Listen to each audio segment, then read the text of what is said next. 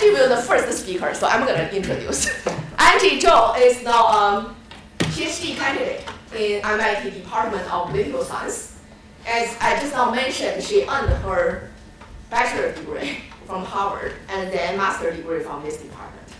And we have been working together, and you see this cover page of our book, and Angie's contributed like 3 chapters in this, and is an anchor scholar in this area. So Angie will give us our first talk, about 20 minutes, right? 20 minutes. Okay, so thank you so much for that introduction and opening remarks, Chief.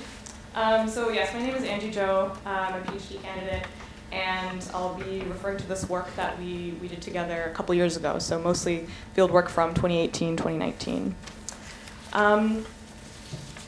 First, I'll just start with some personal motivation for why this was interesting.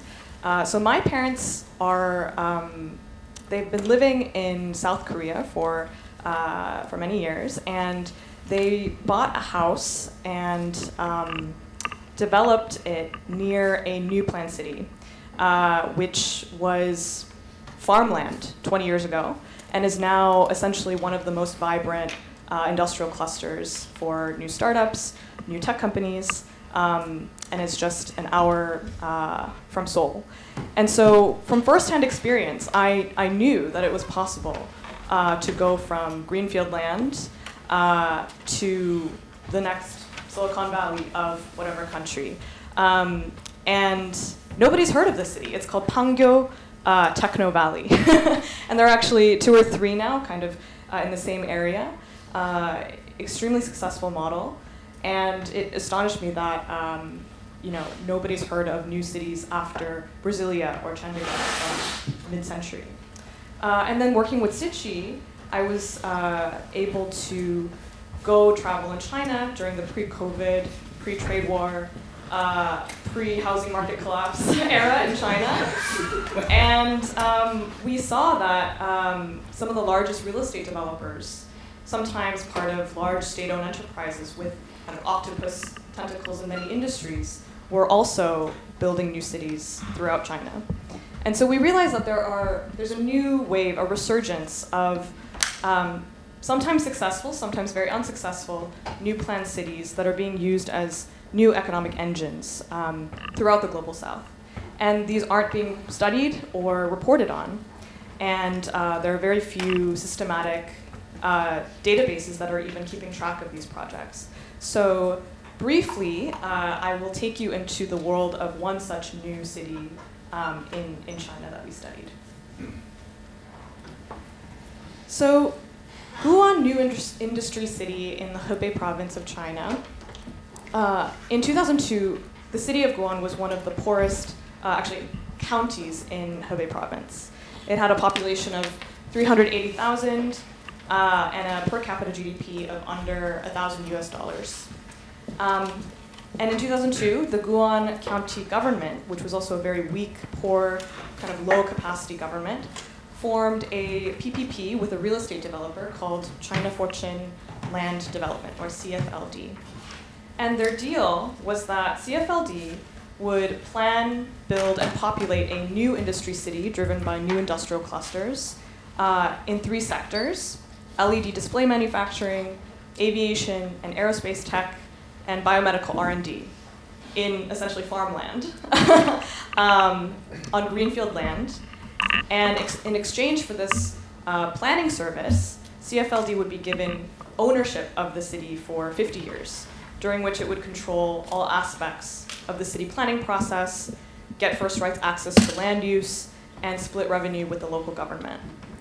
And now, a little over 15 years into this experimental contract, Guan has become the 2nd wealthiest county in the province, and its fiscal revenue, its nominal fiscal revenue, has jumped 90 times from $16 million US in 2002 to 1.5 billion in 2017. But of course, the private developer de facto owns and operates the new city that they have built. So there were some interesting features about this area that I think contributed to this trajectory. One aspect is that its location was very auspicious. It was located just 50 kilometers south of Tiananmen Square, and it was sort of poised to catch the development pressure that was radiating out of the Beijing-Tianjin industrial belt in the early 2000s.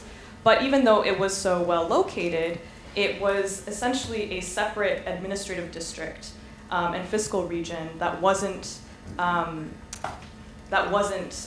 allowed to develop the same way the Beijing-Tianjin area was. And the local government lacked the capacity and the clout, as well as the corporate connections, to directly develop urban and industrial projects on its own.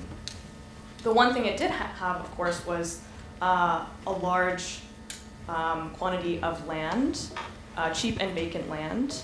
But that was also true for much of the competing areas surrounding Guan. So it didn't serve to differentiate it from the other counties around it. But the particular PPP arrangement that CFLD drew up with the Guan County government was designed to be a win-win partnership for this very reason. So under this arrangement, CFLD would initially finance and execute all the primary physical development at cost. And the following year, the government would essentially transfer back 115% of CFLD's expenses. And so what this amounts to is CFLD collecting a 15% service fee to cover interest on its loans for development. And then it would also provide strategic, industrial, and spatial master planning services, which the government would reimburse at 110%. And last, for every company that CFLD brought in to Guan's new industrial zones, the government would pay CFLD a commission fee of 45% of that company's fixed investments in Guan. So the important thing here is that this arrangement incentivized CFLD to make industry flourish. The infrastructure and service fees for master planning were only enough for CFLD to break even, and the bulk of its compensation would come from its success in attracting private investment and corporate presence over the long term. So if the city's fiscal revenues didn't increase, they wouldn't earn profit over the long term. And from CFLD's perspective, this set them aside from what traditional real estate developers did. It would capitalize on its asset, which was an extensive network and database of corporate connections, because it was part of a large conglomerate that had many industrial branches, and would be able to coordinate across firms in many industries to kind of group firms as packages and attract them to the city.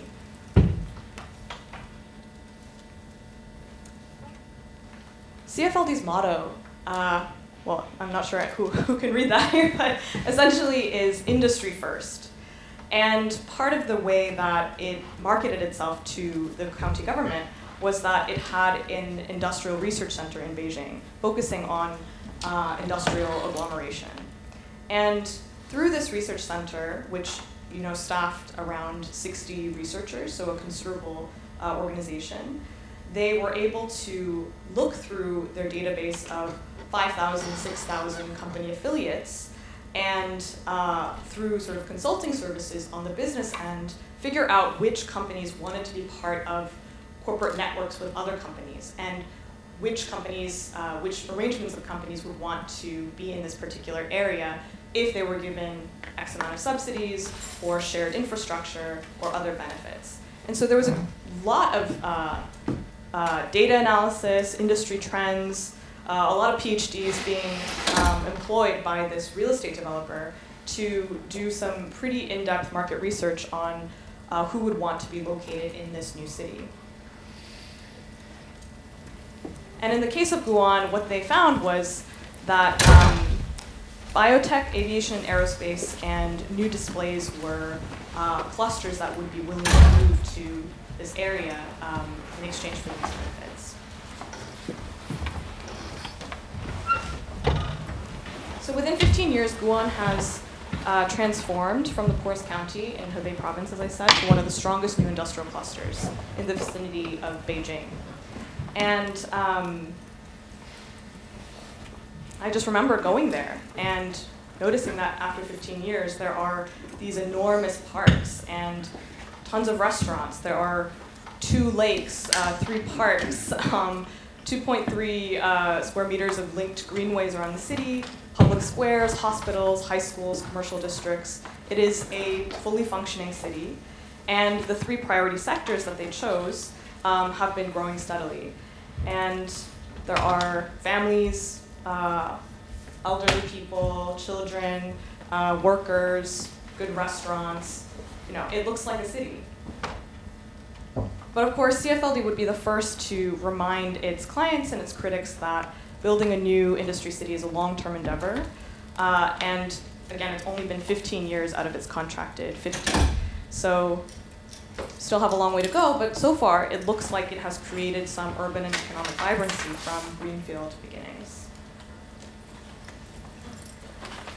Because of the success of this model, the CFLD, or the Wuhan model, has been widely replicated, and CFLD has launched many new kind of similar industry cities throughout China, but also throughout Southeast Asia. And it's been lauded by many multilaterals as the new future of city building. And here you can see kind of a list of the ongoing, or at the time ongoing, projects that CFLD was engaged in.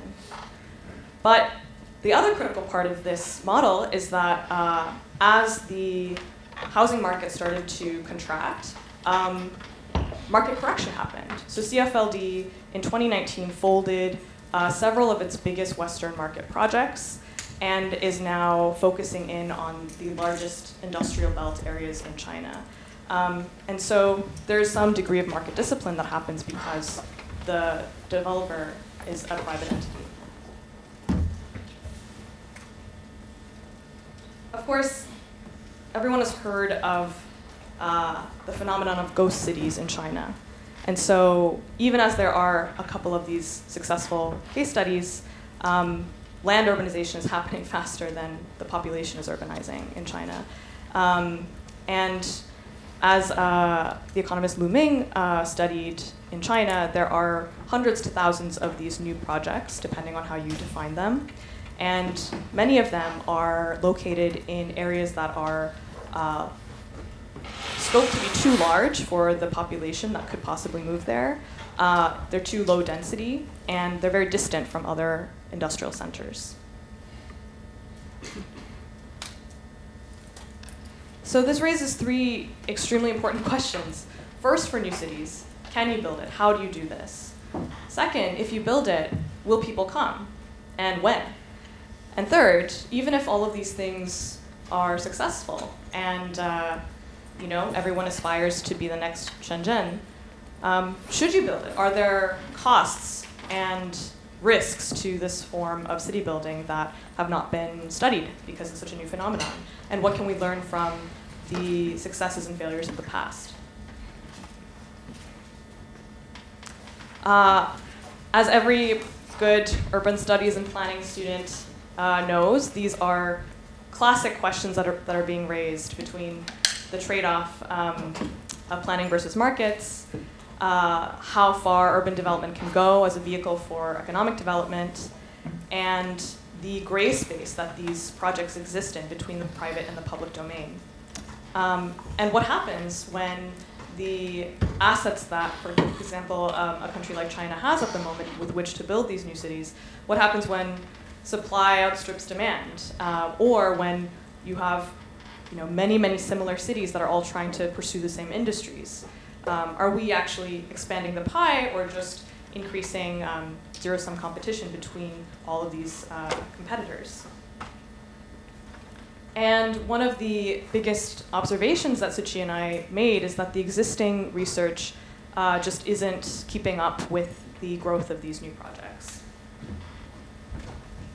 So the focus of our book, which I will race through, is that we observe a departure from existing frameworks and historical planned cities. We propose a new conceptual framework for understanding the planning as relying on centralized coordination, neither state-led nor market-led, but something in between. And we highlight some key opportunities and risks of this mode of planning.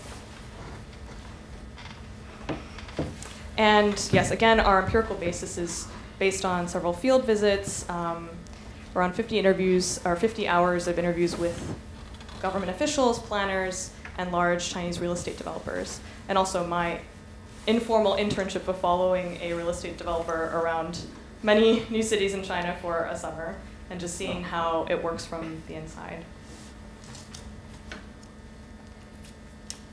So first, it's a departure from past new cities.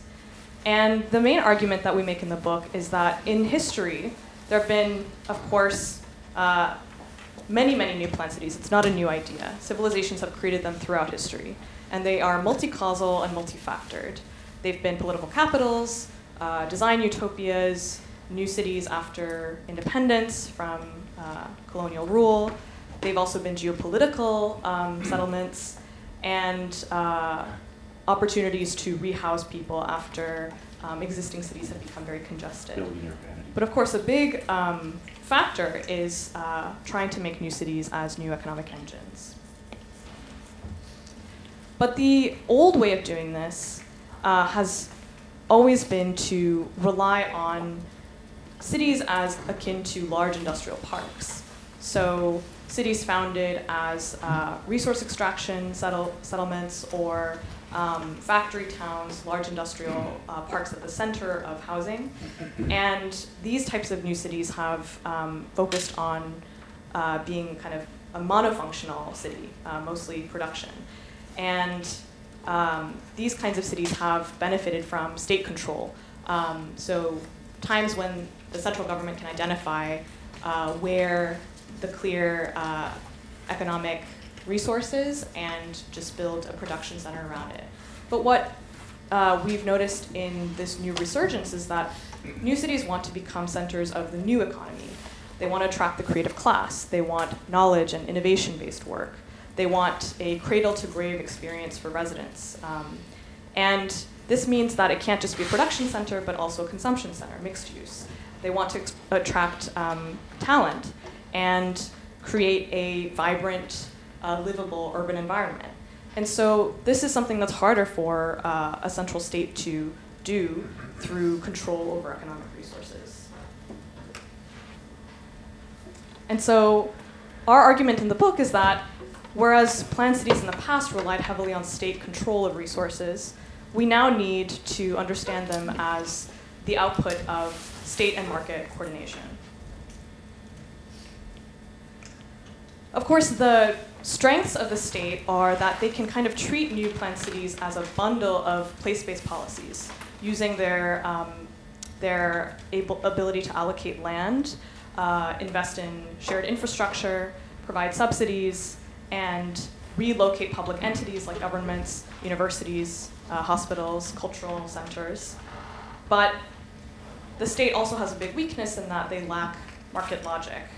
They're very prone to making bad investments. There's no discipline with market fundamentals, and often there can be corruption and decisions that are driven by politics or taking the path of least resistance. So the area where it's easiest to relocate residents or the area that is cheapest.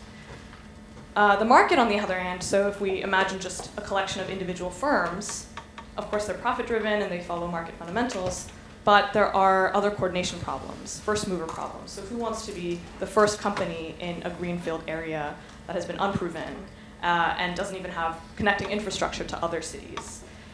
Even if there's a group of companies that would make sense to relocate together to a new area, perhaps to escape congestion or high rent in some other existing city, there are coordination problems. How do they communicate with each other? And they are often thinking on short time horizons, so unable to plan for 50 years, 100 years down the line. And so we are arguing that this new form of centralized coordination solves both coordination problems and also provides essential public goods.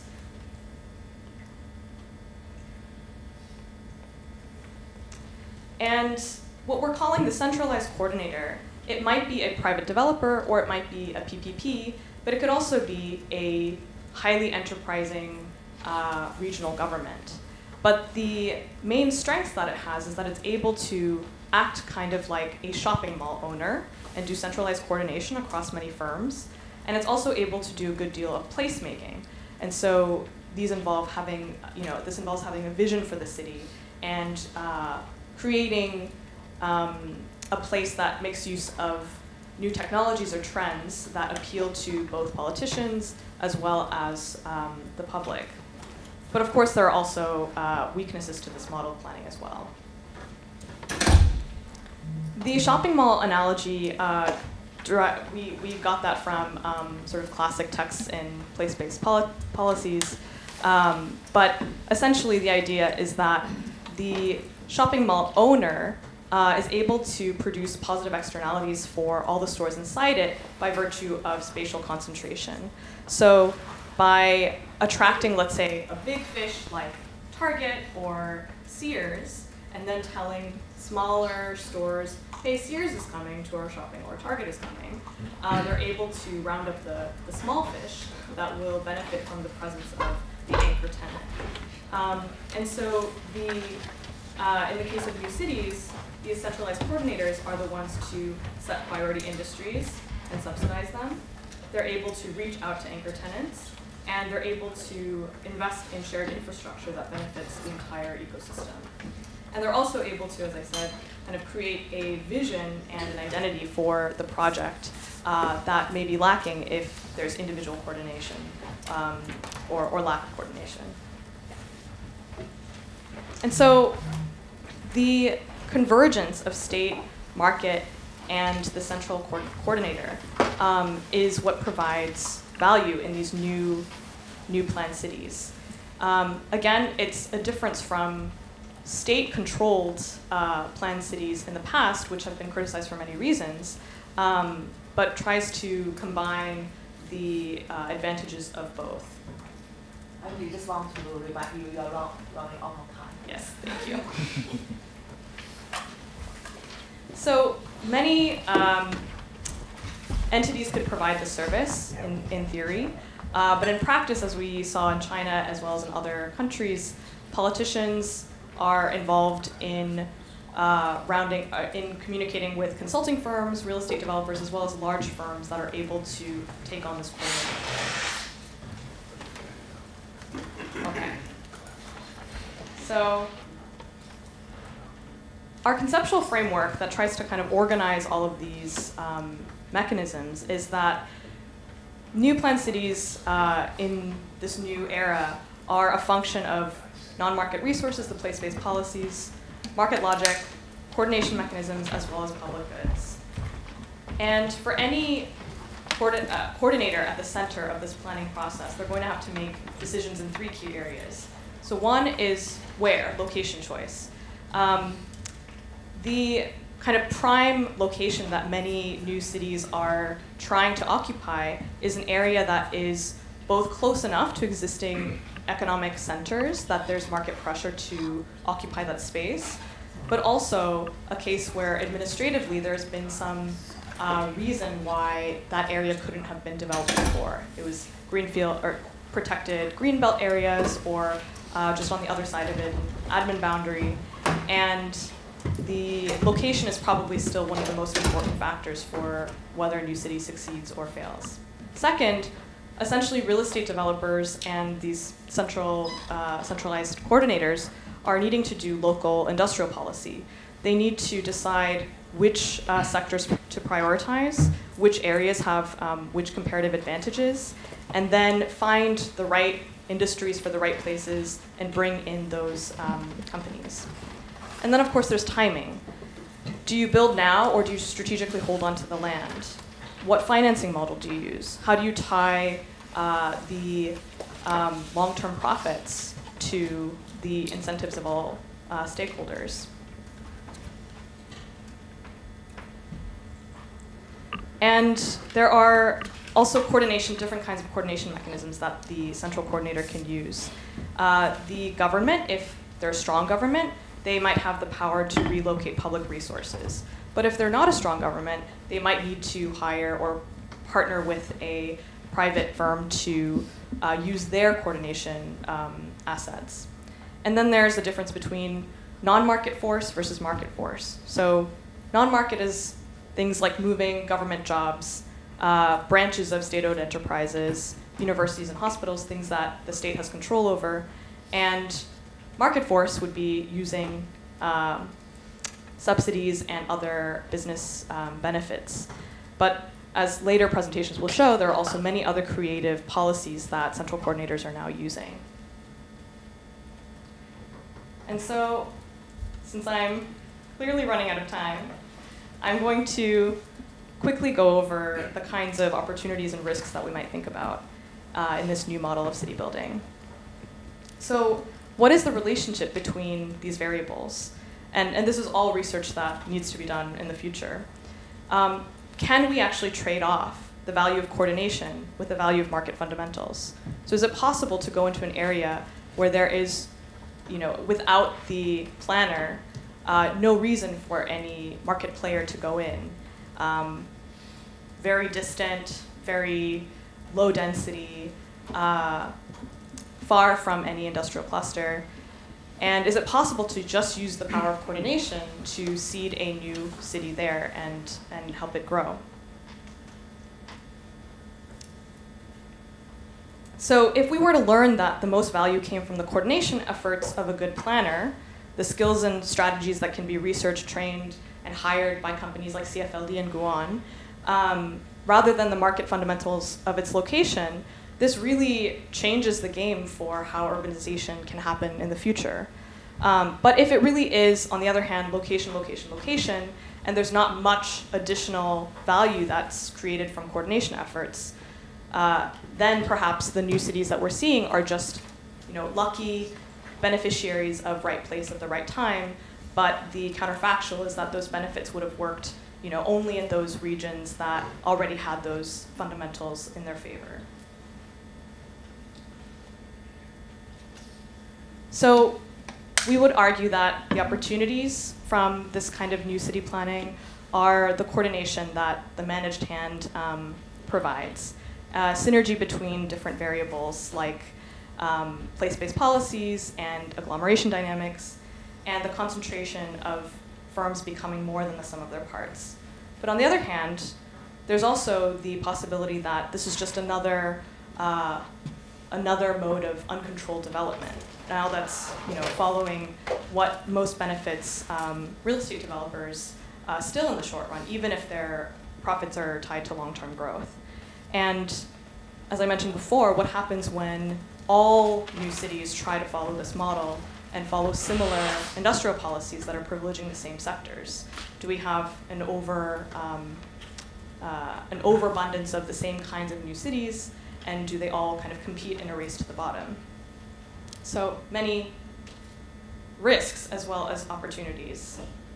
Overinvestment, the possibility for spatial misallocation and competition, and the fact that these central coordinators are also now being asked to make incredibly difficult decisions that economists and political scientists and policymakers have struggled with for decades. The misprioritization of industries and the sustainability of these modes of development.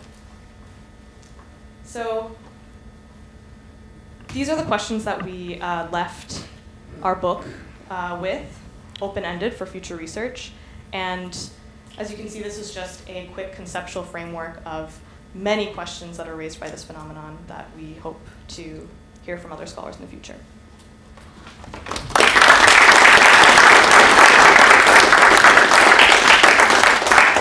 And now I'll pass it on to Martin Rama from the World Bank for the next presentation. So we'll again have 2 more presentations and then questions at the end during a 45-minute discussion. So everyone should be writing